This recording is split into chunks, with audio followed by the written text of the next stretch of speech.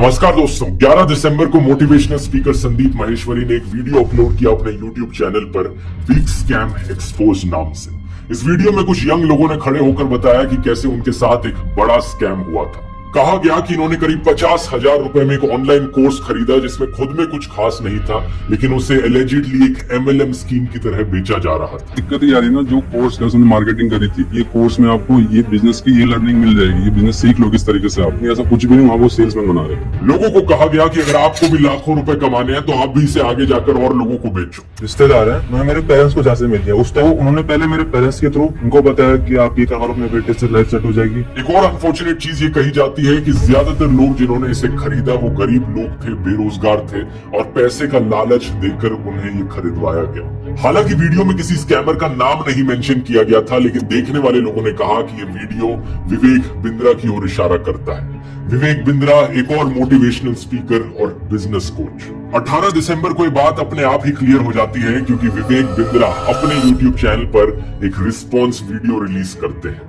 ये बहुत लंबा वीडियो था जिसमें संदीप माहेश्वरी के ऊपर भी कई आरोप लगाए जाते हैं कि संदीप कैसे बिजनेस कंसल्टिंग करते हैं, उसके लाखों रुपए चार्ज करते हैं। और विवेक बिंद्रा का तो ये तक भी कहना था कि ये कंट्रोवर्सी इसलिए उठी क्योंकि संदीप माहेश्वरी के चैनल पर व्यूज नहीं आ रहे। 2-2 लाख वीडियो चल रहे थे आपके बिजनेस कोचिंग वाले, चल नहीं रहे थे तो आपने सोचा ये स्कैम कर दूं मैं, क्योंकि आपका कोई वीडियो 2 लाख व्यू से ऊपर नहीं जा रहा था बिजनेस मास्टरी का। ऐसी आर्ग्यूमेंट्स की बात हम इस वीडियो में नहीं करेंगे दोस्तों, क्योंकि ये सब एड होमिनम लॉजिकल फैलेसी की कैटेगरी में आती हैं, जहां पर पॉइंट पर बात करने की जगह आप दूसरे इंसान को पर्सनली टारगेट करना शुरू कर दो। विवेक बिंद्रा की सेकंड लाइन ऑफ आर्ग्यूमेंट्स थी कि मैंने वर्ल्ड रिकॉर्ड बनाया है, मैंने फ्री मील्स बंटवाए हैं, मैंने लोगों को ट्रेन किया है, मैंने ये किया, मैंने वो किया। स्कैम हो तो क्या 12 विश्व रिकॉर्ड बन जाते हैं? कि रातों रात पूरा अस्पताल खड़ा करा दिया था, 2 करोड़ लोगों को हमने फ्री मील्स बंटवाए थे, 200 बेड का अस्पताल तैयार किया। ये सब ठीक है, लेकिन स्कैम की एलिगेशंस को लेकर इररेलेवेंट है। एक्चुअली में जो आरोप विवेक बिंद्रा पर लगे उसके रिस्पॉन्स में उन्होंने 2 टाइप की चीजें कही।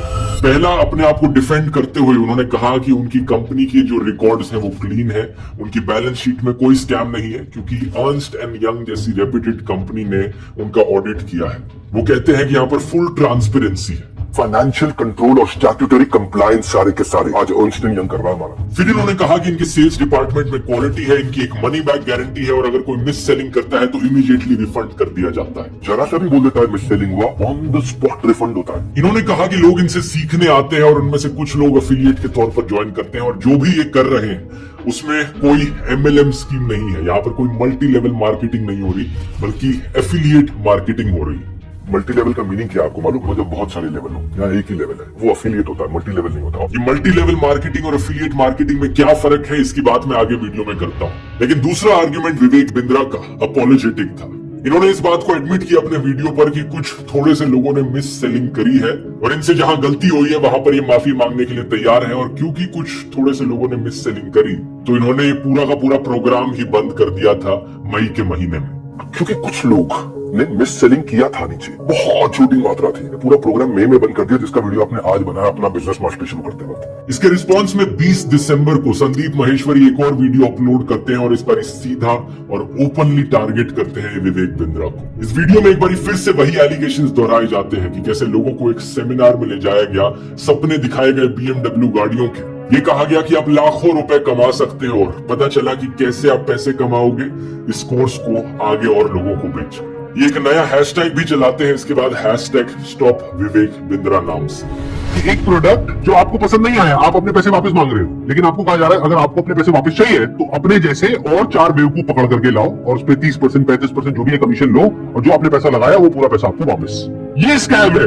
दूसरी तरफ विवेक बिंद्रा के लिए प्रॉब्लम्स और बढ़ जाती हैं क्योंकि इसी बीच कुछ पुरानी वीडियो क्लिप्स उनकी सर्कुलेट करने लगती हैं जिसमें उन्होंने SC/ST डॉक्टर्स को स्टीरियोटाइप किया और रिजर्वेशन को क्रिटिसाइज किया। रिजर्वेशन का मतलब है एंटी प्रोग्रेसिव, जो आदमी में दम है उसको आगे नहीं जाने देते। इंडियन सिस्टम क्या पूरी तरह ऑपोजिट है मेरिटोक्रेसी की, मेरिट पर नहीं चलाते यहाँ पे। कितनी बार ऐसा होता है कि सर्जिकल इक्विपमेंट अंदर ही छोड़ के आ जाता है, सिजेरियन करते हुए कभी कॉटन अंदर छोड़ देता है डॉक्टर। ऑब्वियसली मेरी राय में ये बहुत ही गलत स्टेटमेंट है जो प्रिविलेज ब्लाइंडनेस दर्शाती है। जो लोग लोअर कास्ट लोगों की पोजीशन पर नहीं होते वो लोग नहीं जानते कि आज के दिन भी कितना कास्टिज्म और कास्टिस्ट डिस्क्रिमिनेशन देश में देखने को मिलती है। लेकिन विवेक बिंद्रा के लिए पूरी सिचुएशन और भी ज्यादा बिगड़ जाती है जब ये वाली खबर सामने आती है।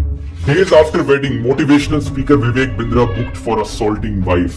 Allegedly इन्होंने अपनी पत्नी को मारा पीटा और फिजिकली अब्यूज किया। इसके चलते इनके खिलाफ एक पुलिस कंप्लेन दर्ज करी जाती है। कंप्लेन दर्ज करने वाले गाजियाबाद के रेजिडेंट वैभव क्वात्रा, उन्होंने आरोप लगाया कि इनकी बहन ने विवेक बिंद्रा से शादी करी थी 6 दिसंबर को, और 7 दिसंबर को एक आर्ग्यूमेंट के बाद इतनी बुरी तरीके से उनकी बहन को मारा पीटा गया कि उन्हें सुनने में अब दिक्कत होती है। 14 दिसंबर को इसको लेकर नोएडा के पुलिस स्टेशन में केस दर्ज किया जाता है, और ये बात अगर सच है तो बहुत ही शॉकिंग है, क्योंकि विवेक बिंद्रा एक ऐसे इंसान है जो और लोगों को लाइफ लेसन्स दिया करते थे। भगवत गीता के कोट सुनाते थे लोगों को, ये सिखाने के लिए कि वो अपनी जिंदगी कैसे इंप्रूव कर सके। लेकिन जैसा मैंने आपको पिछले वीडियोस में कई बारी बताया है, हमें यहाँ पर मीडिया ट्रायल नहीं करना चाहिए। कई बारी जो दिखता है वो होता नहीं, और जो होता है वो दिखता नहीं। तो केस खत्म होने से पहले, कोर्ट की जजमेंट आने से पहले हमें किसी को दोषी यहाँ नहीं मानना चाहिए। तो अपने मेन मुद्दे पर अब वापस आए। बड़ा बिजनेस का ये alleged scam, Sandeep Maheshwari versus Vivek Bindra. कौन यहाँ पर सही है, कौन यहाँ पर गलत है, ये भी कोर्ट ऑफ लॉ में ही डिसाइड किया जाएगा। लेकिन इतना तो हम समझ सकते हैं कि क्या यहाँ पर लीगल है और क्या इलीगल है। और उससे भी ज्यादा इंपॉर्टेंट मेरी राय में मैं आपको समझाना चाहूंगा कि क्या यहाँ पर मॉरल है और क्या इमोरल है इस कोर्सेज, एफिलिएट्स और एमएलएम की दुनिया में।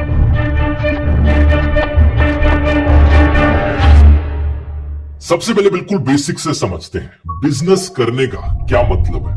इसका मतलब है आप किसी को कोई प्रोडक्ट या सर्विस बेचते हो और उसके बदले आपको पे किया जाता है, आपको पैसे मिलते हैं। बड़ी ही सिंपल ट्रांजैक्शन है। प्रोडक्ट का मतलब कोई भी फिजिकल प्रोडक्ट हो सकता है, टेबल, चेयर, गाड़ी, बंगला, कोई भी चीज यहाँ आपको बेची जा रही है। और दूसरी तरफ सर्विस का मतलब हो गया कोई भी सेवा आपको दी जा रही है। अब सिनेमा हॉल में पिक्चर देखने जाते हो, वो एक सर्विस का बिजनेस हो गया। या किसी से कंसल्टेशन लेते हो, या फिर टैक्स एडवाइजर या लॉयर से उनकी सर्विसेज लेते हो, वो सर्विस टाइप का बिजनेस हो गया। तो प्रोडक्ट या सर्विस कुछ भी यहाँ बेचा जा रहा है, मतलब बिजनेस है। अब क्योंकि हम इंटरनेट के जमाने में जीते हैं, तो जरूरी नहीं कि प्रोडक्ट यहाँ पर एक फिजिकल प्रोडक्ट हो। प्रोडक्ट डिजिटल प्रोडक्ट भी हो सकता है। जैसे कि कोई ऑनलाइन सॉफ्टवेयर, अगर कंप्यूटर पे आप फोटोशॉप डाउनलोड करते हो, डिजिटल प्रोडक्ट है। या फिर एक ऑनलाइन कोर्स। ऑनलाइन कोर्सेज अपने आप में बड़े वैल्यूएबल हो सकते हैं, जिनसे आप नई चीजें सीखते हो, नॉलेज गेन करते हो, या फिर नई स्किल्स सीखते हो। मेरे खुद के भी 2 ऑनलाइन कोर्सेज हैं ध्रुव राठी एकेडमी पर, जिनके बारे में शायद आप ऑलरेडी जानते ही होंगे। एक टाइम मैनेजमेंट के ऊपर, एक चैट जीपीटी के ऊपर। तीसरा कोर्स जल्द ही अगले महीने आने वाला है, जो कि होगा यूट्यूबर बनने पर, कैसे आप यूट्यूब को अपना करियर बना सकते हो। यहाँ विवेक बिंद्रा के भी अपने ऑनलाइन कोर्सेज हैं, जैसे कि ये 10 डे MBA वाला कोर्स। और यहाँ पर आती है दोस्तों मेरी राय में पहली इमोरल चीज, ब्रांडिंग की प्रॉब्लम। मेरी राय में कोर्स को ये नाम देना बहुत ही मिसलीडिंग चीज है। मैं ये नहीं कह रहा कि कोर्स में जो सिखाया जा रहा है वो वैल्यूएबल नहीं है या नॉलेजेबल नहीं है, लेकिन 10 डे MBA नाम दे देना। MBA का मतलब क्या होता है? Masters in business administration. इस कोर्स को ज्वाइन करने वाले लोगों को शायद लगे कि पूरी की पूरी MBA की डिग्री यहाँ 10 दिन में कंप्लीट हो जाएगी, लेकिन क्या ऐसा हो सकता है? एक MBA की डिग्री को करने में 1 से 2 साल का समय लगता है ऑन एवरेज। ये तो वही बात हो गई जैसे ये टोमेटो केचप की बोतल, फ्रेश टोमेटो केचप। नाम देखकर आपको लगेगा कि इसमें फ्रेश टमाटर डले होंगे, लेकिन नहीं, ये तो सिर्फ एक ब्रांड नेम है। इस पैकेट को पीछे घुमाकर देखोगे तो लिखा हुआ है, this is only a brand name / trademark and does not represent it's true nature. Amul fresh paneer का मतलब ये नहीं कि पनीर फ्रेश है, ये भी सिर्फ इसका नाम है। आप पैकेट घुमाओ तो इसमें भी वही लाइन लिखा हुआ है। यहाँ पर भी यही बहाना दिया जा सकता है कि नहीं, ये तो बस ब्रांड का नाम है 10 डे MBA। इसका मतलब ये नहीं कि आपको MBA की डिग्री मिल रही है। लेकिन सोचकर देखो, मैं अपने चैट जीपीटी कोर्स के साथ ये करूं।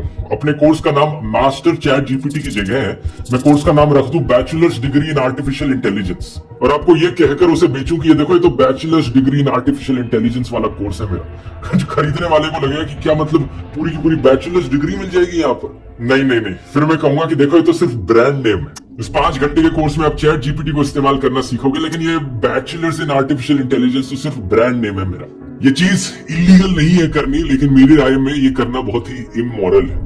दूसरा पॉइंट है यहाँ पर कोर्स के प्राइस को लेकर। कुछ लोगों ने आर्गुमेंट उठाया कि विवेक बिंद्रा ने अपना कोर्स 50,000 रुपए में बेचा। इतना ज्यादा कैसे हो सकता है एक ऑनलाइन कोर्स का प्राइस? ये तो पक्का स्कैम होगा। कुछ लोगों का ऐसा कहना था। वैसे यहाँ पर 2 अलग अलग कोर्सेज की बात हो रही है। 10 डे MBA वाला अलग कोर्स है, और ये IBC वाला जिसको लेकर पूरी कंट्रोवर्सी उठी है, ये अलग कोर्स। लेकिन जब बात प्राइस पॉइंट की आती है, इस आर्ग्यूमेंट में मुझे सेंस लगता नहीं। कोई कोर्स सिर्फ इसलिए स्कैम नहीं बन जाता क्योंकि उसका प्राइस बहुत ज्यादा है। अगर आपको उसका प्राइस ज्यादा लग रहा है तो शायद आप उसके टारगेट कस्टमर नहीं हो, क्योंकि मैं पर्सनल एक्सपीरियंस से बताना चाहूंगा दोस्तों, मैंने 500 रुपए के भी ऑनलाइन कोर्सेज खरीदे हैं, 5,000 के भी खरीदे हैं, 50,000 के भी खरीदे हैं और 5 लाख रुपए के भी ऑनलाइन कोर्सेज खरीदे हैं। मजाक नहीं कर रहा है यहाँ पर। मैंने एक कोर्स खरीदा था जो लिटरली 5 लाख रुपए का था और सच बता रहा हूँ, एक एक रुपया जो मैंने उस कोर्स पर स्पेंड किया मुझे वर्थ इट लगा, क्योंकि वो कोर्स मेरी जरूरतों को मीट करता था। जिस चीज की मैं तलाश में था वो चीज मैंने उस कोर्स से सीखी और जो रिटर्न मुझे मिला, जो नॉलेज मुझे मिली इस कोर्स से, वो 5 लाख से भी ज्यादा वर्थ की थी। तो कोई ऑनलाइन कोर्स सिर्फ इसलिए स्कैम नहीं होता क्योंकि उसका प्राइस ज्यादा है। यही कारण है कि मैं कहूंगा संदीप माहेश्वरी को लेकर भी जो कंट्रोवर्सी उठी थी यहाँ पर, कि अखबार में उन्होंने एक ऐड छापी थी जिसमें वो कंसल्टेशन ऑफर कर रहे थे 36 लाख रुपए की। मुझे उसमें कुछ गलत नहीं लगता। अगर आपको उसका प्राइस ज्यादा लगता है तो आप उसके टारगेट कस्टमर नहीं हो। अगर आप मेरी जगह पर होते और 5 लाख रुपए उस कोर्स पर स्पेंड करते जिस पर मैंने स्पेंड किए, तो आपको शायद लगता है कि ये तो बिल्कुल पैसों की बर्बादी थी, क्योंकि आप मेरी जगह पर नहीं हो। जो चीज मुझे वैल्यूएबल लग रही है वो आपको वैल्यूएबल लगे ऐसा जरूरी नहीं है। लोगों की जरूरतें अलग अलग होती है और इस चीज को लेकर मैं एक सिंपल एडवाइस देना चाहूंगा, कोई भी ऑनलाइन कोर्स खरीदने से पहले उस कोर्स के पेज पर जाकर उस कोर्स का करिकुलम देख लिया करो। जो भी ट्रस्टेबल और अच्छे ऑनलाइन कोर्सेज होते हैं वो अपने कोर्स के पेज पर डिटेल में लिखते हैं कि एग्जैक्टली आप क्या क्या सीखने वाले हो इस कोर्स से। जैसे मेरे टाइम मैनेजमेंट कोर्स के पेज पर देखो, मैंने क्लियरली लिखा है 5 मॉड्यूल्स हैं, हर मॉड्यूल के अंदर क्या क्या एग्जैक्टली चैप्टर्स होंगे वो लिखे गए हैं। सिमिलरली मैंने चैट जीपीटी के कोर्स में भी क्लियरली लिखा है 6 चैप्टर्स हैं इस कोर्स में। पहले चैप्टर में 4 लेसन्स होंगे जो आपको ये चीजें सिखाएंगे। दूसरे चैप्टर में आपको प्रॉम्प्ट इंजीनियरिंग के बेसिक्स सिखाए जाएंगे। तीसरे चैप्टर में स्टूडेंट्स पर फोकस किया जाएगा। चौथे चैप्टर में यहाँ पर पर्सनल लाइफ पर फोकस किया जाएगा। आप हेल्थ और fitness, travel planning, food and diet planning chat GPT का इस्तेमाल करके कैसे कर सकते हैं। फिर बिजनेस और एम्प्लॉयर्स पर फोकस है। तो यहाँ कुछ छुपाया नहीं जा रहा है आपसे, क्लियरली लिखा है कि चैट जीपीटी की मास्टरी करना आप सीखेंगे, डेली लाइफ में इसका इस्तेमाल करना सीखेंगे, अपने घर में, काम में, स्कूल के कामों में, जिससे कि आप अपनी प्रोडक्टिविटी और एफिशिएंसी बढ़ा पाएंगे। इससे आपको अंदाजा लग जाता है कि कितना वैल्यूएबल होगा आपके लिए। वैसे इन दोनों में से किसी भी कोर्स को खरीदने में अगर आप इंटरेस्टेड हैं तो बताना चाहूंगा, न्यू ईयर सेल चल रही है ध्रुव राठी एकेडमी पर। 5 जनवरी तक अगर आप कोई भी कोर्स खरीदेंगे तो आपको 45% ऑफ मिलेगा coupon code new year use करने पर। यह ऑफर सिर्फ 5 जनवरी तक ही एप्लीकेबल है। अगर आप इस वीडियो को उसके बाद देख रहे हैं तो इस कूपन का जो डिस्काउंट है वो अपने आप 45% से कम होकर 25% तक हो जाएगा। लिंक इसका नीचे आपको डिस्क्रिप्शन में मिल जाएगा या फिर आप इस QR कोड को भी स्कैन कर सकते हैं। बस एक चीज का ध्यान रखना कि चैट जीपीटी वाला कोर्स हिंदी में है विद इंग्लिश सबटाइटल्स और टाइम मैनेजमेंट वाला कोर्स सिर्फ इंग्लिश में है। अब अपने मुद्दे पर वापस आए तो तीसरा पॉइंट यहाँ उठता है मिस सेलिंग को लेकर। अगर मैं अपना चैट जीपीटी वाला कोर्स आपको बेचूं ये कहकर कि इस कोर्स से आप लाखों रुपए कमा सकते हो, और वो इस सेंस में नहीं कि आप जो इस कोर्स से सीखोगे, नॉलेज गेन करोगे, उस नॉलेज को अप्लाई करोगे अपने बिजनेस में, उससे प्रोडक्टिविटी बढ़ेगी आपकी बिजनेस की और उससे आप लाखों रुपए कमा सकते हो, उस सेंस में नहीं। आप लाखों रुपए कमा सकते हो इस सेंस में कि जो भी इस कोर्स को खरीदेगा वो इस कोर्स को आगे बेचकर लाखों रुपए कमा सकता है। क्या ऐसा करना सही होगा? अगर मैं अपने कोर्स को उसकी वैल्यू के बेसिस पे ना बेचूं, बल्कि ये कहकर बेचूं कि इस कोर्स को आगे बेचकर आप और रुपए कमा सकते हो। यही आरोप कुछ लोगों ने विवेक बिंद्रा पर लगाया। लोगों ने कहा कि विवेक बिंद्रा ने अपने कोर्स को ये कहकर बेचा कि इस कोर्स को अगर आप खरीदोगे तो आप 1 से 20 लाख रुपए तक कमा सकते हो। गारंटी दे रहा हूँ 10 लाख रुपए महीना पे आप पहुंचेंगे, नहीं पहुंचे तो मेरे पास आके पैसा वापस मांगेगा। इस केस में क्या लीगल है, क्या इलीगल है, क्या मॉरल है, क्या इमोरल है, इसे जानना थोड़ा और कॉम्प्लेक्स बन जाता है, क्योंकि अपने आप में एफिलिएट मार्केटिंग में कुछ भी गलत नहीं है। एक आम बिजनेस में क्या था, जब आप अपने प्रोडक्ट या सर्विस को बेचते हो। एफिलिएट मार्केटिंग में क्या होता है, आप किसी दूसरे के प्रोडक्ट या सर्विस को बेचते हो और जब आप ऐसा करते हो तो आपको उसका एक कमीशन मिलता है। ये है एफिलिएट मार्केटिंग का बेसिस और बहुत सी कंपनीज ये करती है। इसका एक बड़ा पॉपुलर एग्जांपल है Amazon का एफिलिएट मार्केटिंग प्रोग्राम। मान लो आपका एक यूट्यूब चैनल है जिस पर आप पेंटिंग करते हो। जिस पेंट ब्रश का आप इस्तेमाल करते हो वो अगर Amazon पे बिक रही है तो उस पेंट ब्रश का आप एफिलिएट लिंक अपने वीडियो में डाल सकते हो और अपने व्यूअर्स को कह सकते हो कि अगर आपको यही वाली पेंट ब्रश खरीदनी है तो मेरा एफिलिएट का लिंक इस्तेमाल करो, और जब लोग उस लिंक को इस्तेमाल करेंगे तो आपको उस पर कुछ कमीशन मिलेगा। Amazon की तरफ से आपको कुछ कमीशन मिलेगा क्योंकि आपने Amazon का प्रोडक्ट बेचा है, तो इसलिए थोड़े से 1-2%, कई बार 5-10% भी हो जाता है, उस सेल का आपको पैसा मिल जाएगा। बहुत से यूट्यूबर्स ये करते हैं कि जब भी वो कोई कैमरा या इक्विपमेंट इस्तेमाल करते हैं तो उसका एफिलिएट लिंक डिस्क्रिप्शन में डाल देते हैं और ये साइड इनकम का बड़ा अच्छा जरिया बन सकता है। मैं भी 1-2 साल पहले किया करता था लेकिन अब बंद कर रखा है। और Amazon ही नहीं बल्कि ढेर सारी कंपनीज ये करती हैं। मीशो का भी एक अपना एफिलिएट प्रोग्राम है। लेकिन एफिलिएट मार्केटिंग से मिलती जुलती चीज है रेफरल मार्केटिंग। रेफरल मार्केटिंग में कंपनी आपको कमीशन के तौर पर पैसे देने की जगह कोई और रिवॉर्ड दे देती है, जैसे कि ड्रॉप बॉक्स का रेफरल प्रोग्राम है। अगर आप अपने किसी दोस्त को अपना रेफरल लिंक भेजते हो तो आप दोनों को ड्रॉप बॉक्स की तरफ से कुछ फ्री स्टोरेज स्पेस मिल जाती है। ये छोटे बिजनेसेस के लिए बहुत अच्छा मार्केटिंग का तरीका हो सकता है बिना एक्स्ट्रा पैसे खर्च किए। मान लो अगर आप किसी बार्बर के पास गए और उस बार्बर ने कहा आपसे कि अगली बार बाल कटवाने आओगे तो अपने 3 दोस्तों को साथ में लेकर आना और आपके लिए हेयर कट फ्री हो जाएगा। अब दोनों ही रेफरल या एफिलिएट मार्केटिंग में कोई ना कोई जेन्युइन प्रोडक्ट या सर्विस जरूर होती है जिसकी अपने आप में कुछ वैल्यू होती है। अब इनके अलावा एक तीसरा मॉडल आता है डायरेक्ट सेलिंग का मॉडल। ये एफिलिएट और रेफरल से एक स्टेप और ऊपर चले जाता है। इस केस में आप लिटरली कंपनी के सेल्समैन की तरह बन जाते हो, डोर टू डोर जाते हो, लोगों के घरों में जाते हो, ऑफिस में जाते हो या फिर ट्रेन स्टेशन पर खड़े होकर लोगों को कोई प्रोडक्ट या सर्विस बेचते हो। इसमें भी अपने आप में कुछ गलत नहीं है। छोटे बिजनेसेस और छोटी कंपनीज के लिए ये बहुत अच्छा ऑप्शन रहता है क्योंकि उन्हें ज्यादा पैसे नहीं खर्च करने पड़ते एडवर्टाइजिंग और मार्केटिंग या ब्रांडिंग पर। लेकिन बड़ी बड़ी कंपनीज भी ये करती है, जैसे कि यूरेका फोर्ब्स जो एक्वा गार्ड के पीछे कंपनी है, उनकी 10,000 से ज्यादा डायरेक्ट सेलर्स की एक डायरेक्ट सेल्स फोर्स है। और टप्परवेयर, ऑलमोस्ट हर किसी के घर में जो प्लास्टिक के टप्परवेयर के डब्बे रखे होते हैं वो कंपनी भी डायरेक्ट सेलिंग के मेथड का ही इस्तेमाल करती है। इस केस में भी यहाँ पर एक जेन्युइन प्रोडक्ट या सर्विस है जिसकी अपने आप में वैल्यू है। फिर आती है नेटवर्क मार्केटिंग। डायरेक्ट सेलर से एक स्टेप और आगे चले जाओ। अब डायरेक्ट सेलर बनके ना सिर्फ किसी दूसरे प्रोडक्ट या सर्विस को बेचने लग रहे हो बल्कि अपने नीचे और डायरेक्ट सेलर्स को भी रिक्रूट करने लग रहे हो। एक नेटवर्क सा बना रहे हो आप अपना। लेकिन इमेजिन करो अब कोई प्रोडक्ट या सर्विस ही ना हो बेचने के लिए, प्रोडक्ट या सर्विस की जगह एक मेंबरशिप बेची जाए। एक ऐसी मेंबरशिप जिसका हिस्सा बनने के लिए आपको पैसे देने पड़ते हैं और आपको कहा जाता है आप इस मेंबरशिप को जाकर और लोगों को बेचो, उन्हें भी पैसे देने पड़ेंगे, आपको उससे कुछ कमीशन मिल जाएगा। ये चीज सही में एक स्कैम है और इलीगल भी है। दिसंबर 1978 में इंडियन पार्लियामेंट ने एक एक्ट पास किया था, the price cheats and the money circulation schemes banning act. इस कानून ने इस मेंबरशिप वाले सिस्टम पर बैन लगाया कि आप नेटवर्क मार्केटिंग के जरिए ऐसी मेंबरशिप्स नहीं बेच सकते। यहाँ पर कोई प्रोडक्ट या सर्विस होनी जरूरी है। लेकिन फिर कुछ कंपनीज ने स्कैम करना शुरू कर दिया लोगों को बस नाम का प्रोडक्ट या सर्विस बेचकर। फॉर एग्जाम्पल कोई कंपनी है जो यहाँ एक किट बेचती है साबुन, हेयर ऑयल और क्रीम की। इस किट की वैल्यू अपने आप में 250 रुपए है लेकिन इसे बेचा जाता है 7,000 रुपए की कॉस्ट पर। या फिर कोई कंपनी है जो मल्टीविटामिन टैबलेट्स बेचती है जिसका प्राइस अपने आप में 500 रुपए है लेकिन बेचा जाता है 10,000 रुपए के दाम पर। कोई इतने हाई दाम पर इन प्रोडक्ट्स को क्यों खरीदेगा? क्योंकि वो प्रोडक्ट नहीं खरीद रहे, वो एक्चुअली में मेंबरशिप खरीद रहे इस पिरामिड स्कीम की। यही चीज है मल्टी लेवल मार्केटिंग जिसका इस्तेमाल कई फ्रॉड कंपनीज करती हैं। सबसे ज्यादा फायदा ऊपर बैठे हुए लोगों को होता है, नीचे जो नेटवर्क में जुड़ते हुए लोग आते हैं उनका कमीशन कम होता रहता है और सबसे बॉटम वाले लोग सबसे ज्यादा पैसा लगा देते हैं इन फर्जी प्रोडक्ट्स को खरीदने में। कमीशन से सबसे ज्यादा फायदा जिसे मिलता है वो टॉप पर बैठे हुए लोगों को मिलता है। इन्हीं चीजों को अवॉइड करने के लिए सरकार 2013 में नए रूल्स लेकर आई थी और 2016 में भी मिनिस्ट्री ऑफ कंज्यूमर अफेयर्स ने एक एडवाइजरी रिलीज करी थी डायरेक्ट सेलिंग पर। आगे चलकर 2021 में सरकार और नए रूल्स लेकर आई, consumer protection direct selling rules 2021, और सभी डायरेक्ट सेलिंग कंपनीज को कहा गया कि इन रूल्स को फॉलो करना जरूरी है। इन रूल्स में एक मेजर पॉइंट ये था कि डायरेक्ट सेलिंग कंपनी या डायरेक्ट सेलर किसी भी कस्टमर को ये कहकर परचेज नहीं करवा सकता कि आप दूसरे कस्टमर्स को लेकर आओ, उनको ये खरीदवाओ और आपका पैसा इस तरीके से वापस आ जाएगा। आप अगर कुछ बेच रहे हो तो ऐसा होना चाहिए कि ये प्रोडक्ट है, ये प्रोडक्ट अच्छा है, इसे खरीदो, आपके काम आएगा। ऐसा नहीं कि ये प्रोडक्ट है, आप इसे खरीदो और इसे औरों को बेचकर आप पैसे कमा सकते हो। प्रोडक्ट को अपनी वैल्यू के बेसिस पर बेचा जाना चाहिए। तो विवेक बिंद्रा के बड़ा बिजनेस पर वापस आए दोस्तों, तो वहां भी यही चीज एप्लीकेबल है। जब विवेक बिंद्रा ने अपने इस कोर्स को बेचा तो क्या कहकर बेचा?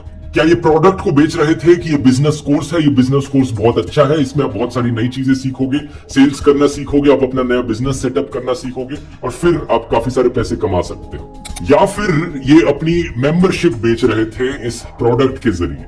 ये बिजनेस कोर्स है, इसे खरीद के आप IBC बन सकते हो, हमारे इंडिपेंडेंट बिजनेस कंसल्टेंट, और ऐसे आपको मौका मिलेगा लाखों रुपए कमाने का इस कोर्स को आगे लोगों को बेचकर। हम आपको लीड्स और सेल्स सपोर्ट प्रोवाइड करेंगे और जब तक आप हमारे लिए नए मेंबर्स लाते रहोगे आप बहुत सारे पैसे कमाओगे। फर्क देखा दोस्तों, इन दोनों टाइप की सेल्स पिचेस में एक बहुत बड़ा डिफरेंस है। पहले केस में सिर्फ कोर्स बेचा जा रहा है और दूसरे केस में यहाँ कोर्स को बेचने का ऑफर बेचा जा रहा है।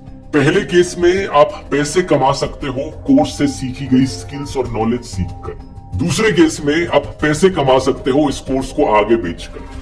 अगर दूसरा केस मेन सेलिंग पॉइंट है तो इसका मतलब ज्यादातर लोग जो इसे खरीदेंगे उन्हें फर्क ही नहीं पड़ेगा कि इसमें क्या कंटेंट है, क्या नॉलेज मिल रही है, वो बस इसे आगे बेचना चाहेंगे खुद पैसे कमाने के लिए।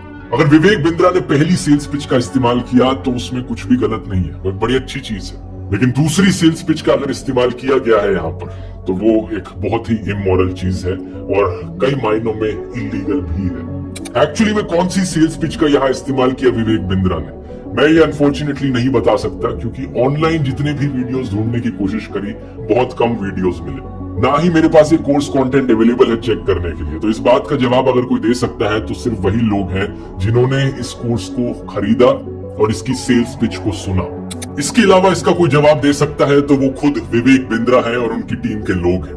अगर वो इस बात को क्लियर कर देते हैं कि कितने लोगों ने उनका कोर्स लेने के बाद खुद से अपने बिजनेसेस सेटअप किए, उस नॉलेज के बेसिस पर अपने बिजनेस खड़े किए और पैसे कमाए, और कितने लोगों ने इस कोर्स को आगे बेचकर पैसे कमाए, आईबीसी बनकर पैसे कमाए, उससे मेन पर्पस क्लियर हो जाएगा इस कोर्स की पूरी कंट्रोवर्सी को लेकर। लेकिन इसका मतलब ये भी है कि अगर आप उन लोगों में से हो जिनके साथ ये एलिजिड स्कैम हुआ है तो आपको जाकर पुलिस को कंप्लेन करनी पड़ेगी और अपनी बात रखनी पड़ेगी। और जेन्युइनली आप में से किसी के साथ अगर ये स्कैम हुआ है तो अब तो आपको डेफिनेटली आवाज उठानी चाहिए क्योंकि संदीप महेश्वरी भी आपके साथ खड़े हैं। एक जनरल एडवाइस मैं आपको देना चाहूंगा सभी तरह के पिरामिड और एमएलएम स्कैम से बचने के लिए, कभी भी पैसे कमाने के शॉर्टकट्स मत ढूंढो।